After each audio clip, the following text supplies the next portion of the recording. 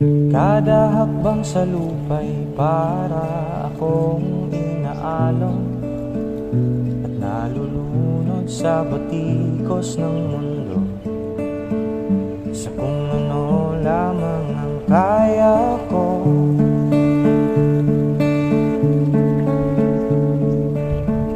Higang-higa na sa mga problemang di masolusyonan agad, parang wala nang bukas. Pwede bang umiwas? Hinahanap ang sarili ngunit di nakakayanin sa ligaw na dinadaanan ko. Saan na to patungo?